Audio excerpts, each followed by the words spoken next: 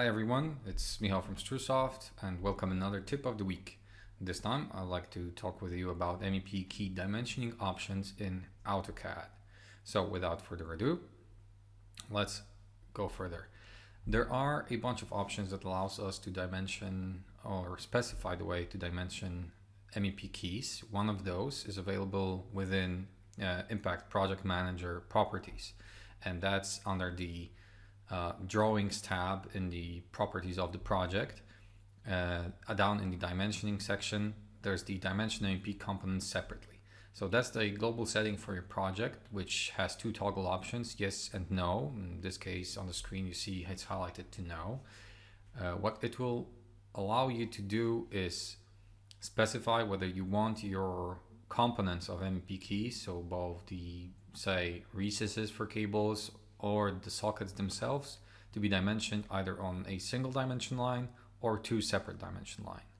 So to illustrate the differences between those two, if the setting, the dimension MEP key components separately, is specified to no, the dimensioning of our whole MEP key, so both the recess, the cables, and the electrical socket or switches, they will be dimensioned on a single dimension line in the model, or they're on the drawing, right? So we've got the center of the recess and the center selected for the socket, same thing vertically. If the dimension MEP key component separately is specified or toggled to yes, then we will be getting two separate dimension lines for the components. So the first component is the recess, and as you can see, it's dimensioned on a separate dimension line on the bottom of the dimension of the recess, and the socket itself is specified another dimension line cut from the beginning and end of element. Same thing for the verticals, right? So both the vertical, the first line here, number one, it actually catches the recess from bottom to the top dimension of that recess, and the second line catches the center of the switch, right? So that's the properties, whole project specific level of settings. Now the more granular setting is inside the drawing itself, and that would be within the MEP key settings for a particular key. That gives you like more granular control where the dimensions are, or if you want to dimension elements at all. So for example, like the items themselves, so that would be the sockets. You can specify the location of dimensions or whether you want dimensions at all, and same thing for the recesses, right?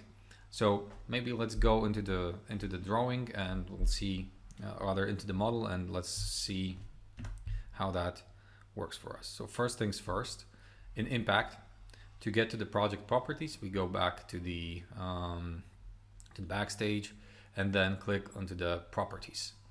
Under properties, drawings tab, slightly lower, dimension section, there's the dimension MEP key component separately. You can specify that you want yes or no for this. So that's where this particular setting is. All right, let's close out of that. And now let's go back, and in here I have a drawing. It's already open. That's our wall, that's our recess. In here, to play around with the settings that we want, we can open up the MEP key settings. It will give us the settings available for particular MEP keys that we have in the project. Now it's just a matter of selecting the one we want to edit. This is the one in the model, so I'll edit that. And here we have a bunch of different settings for us to choose, right? So first things first, if I go ahead and click on a component, so into this particular case, an item, so a wall socket, it highlights in the preview in green. So you can immediately see what you are working on. If I go click on this one, that highlights the recess. If I click on one of those are actually the cable routed from the recess to the socket. So this gives you a very quick and easy view of what's happening. Now, in terms of dimensioning, you can specify if you want dimensions to the element, right? So none will give you no dimensions to this particular element. but you can dimension it out to the center, horizontal or vertical surfaces of the element, right? So let's go center here. For the recess, you can specify either to the center element, so as we had in that one preview that I've shown you before in the pictures, or you can dimension like the extents, which will give you both the start and end of the element or the centers. So let's accept that and accept that. With that, we can go ahead and create or rather update an existing drawing in the model. So there's been drawings made for screenshots before, so let's update the one that is currently in the file. So we'll just wait a couple of seconds while the drawing is actually refreshed and recreated for us. Okay, that's done. So let's open that for us.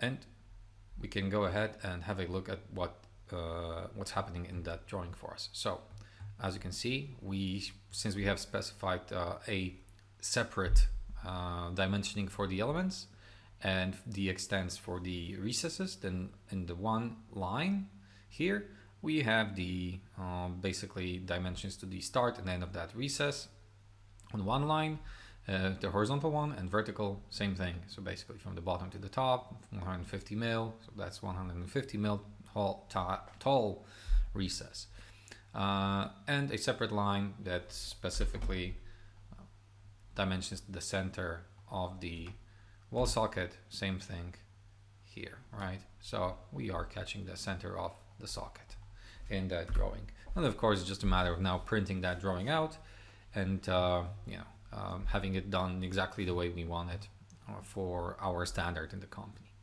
Now that will be all for today. So I encourage you to go ahead and play around with the settings for your keys yourself. See whichever way of detailing that works for you best. And of course, thank you for your attention and see you in the next one.